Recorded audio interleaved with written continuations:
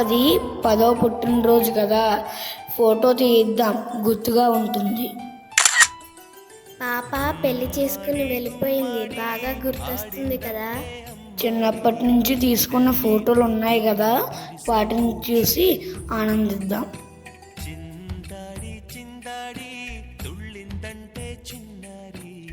మర్చిపోయే సంతోషాన్ని మరవలేని జ్ఞాపకంగా మార్చేదే కెమెరా.